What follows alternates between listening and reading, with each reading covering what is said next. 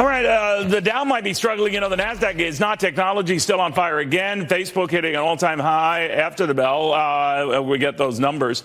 Amazon reports tomorrow. So those who follow that whole sector, which every time you've doubted has come back roaringly. So Market Watcher's David Bahnsen with us, Keith Fitzgerald, and Deirdre Bolton. Deirdre, it's always been the gift for the markets keeps giving, and I guess we'll see more signs of that in earnings numbers due out. Yeah, Neil, it's unbelievable. I mean, Facebook is up 30% if you just look at the stock since its last earnings.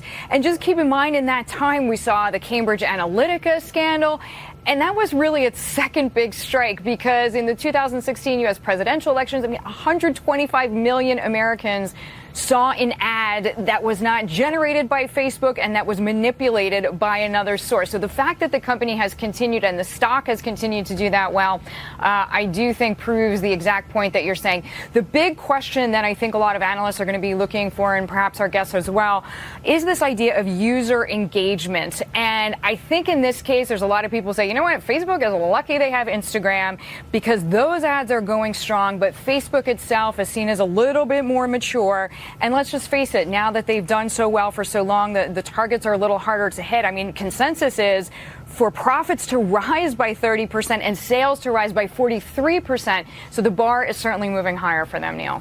Interesting. David, does trade enter into the equation when it comes to technology? I know it's been a group that's been resistant to these vagaries and the back and forth and nastiness, but the president now on the wire is saying that he hopes to work something out on a fair trade deal with Europe. The European ministers here talking to him, and one top official there saying that we are all allies and have to work together. In other words, all the promising and right words, of course, you have to put some action into that. But does that enter into your buying or recommending equation?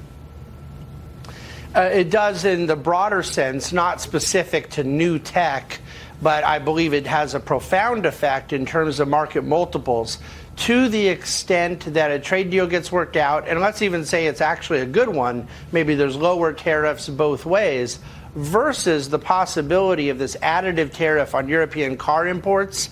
Our projections are it could add over $70 billion of new tax over the next 12 months. Combined with the $50 billion already in, you start eating away dramatically at the benefits of tax reform. So I think that getting some improvement is helpful in market multiple and certainly specific in the sectors that it would be impacting. Yeah. But I don't think it is directly relevant in the new tech. The only thing that matters to new tech is the continual prayer of expanding multiples and valuation. Yeah, to keep that going, because that's been, like you say, that's been the great elixir. I'm looking at the Dow 30 stocks right now, and sort of for the most part, technology is sort of ruling the roost here and buffeting things. For example, in the case, Keith, of the Dow, if not for Boeing, we'd be positive. But what do you think's going on here with investors?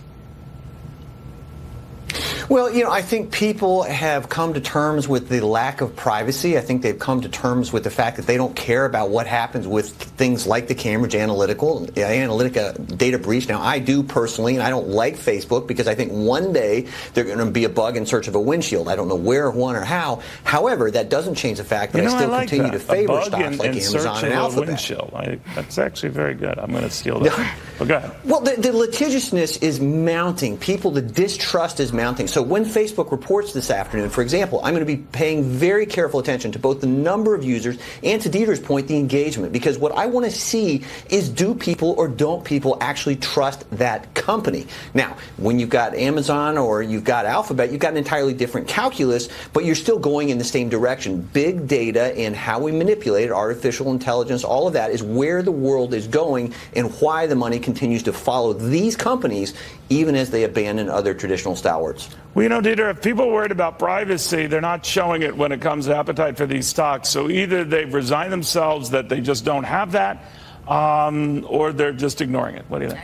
Yeah, I do think that we have all gotten used to the idea that if you're not paying for the service, you are the product, right? We've quoted variations of that.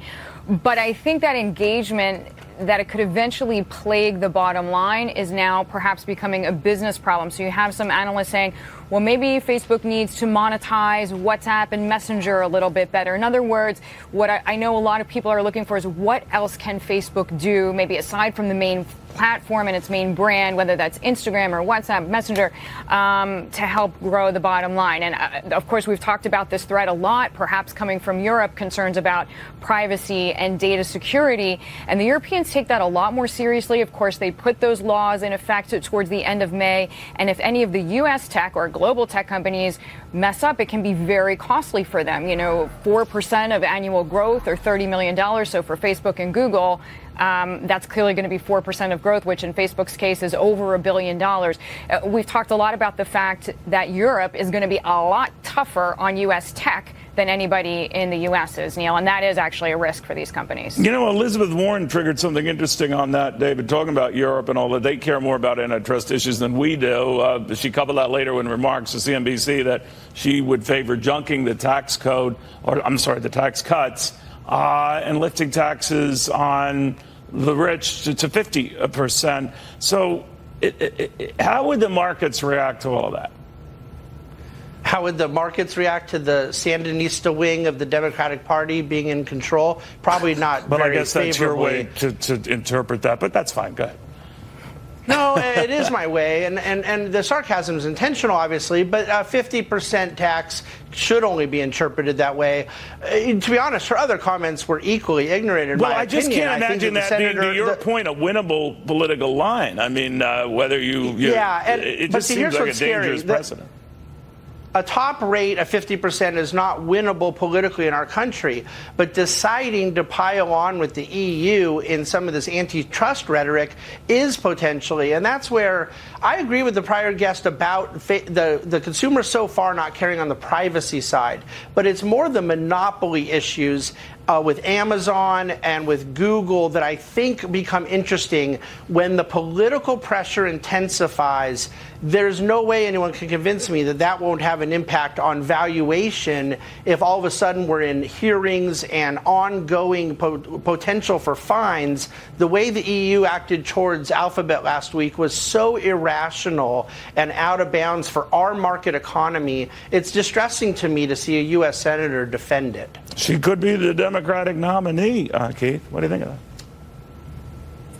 That is very scary. And, they worry about capital flight between states and high taxation regions. If something like that came on the board nationally at the federal level, boy, you would see an exodus from capital in our markets. You'd see an exodus from high net worth individuals, probably myself included, because, history shows beyond any shadow of a doubt, Neil, that big government equals small wallet. Doesn't matter how you get there or why you get there, but that equation is proven out over time. And I think it would be devastating to our financial markets to have that happen. Guys, thank you very much.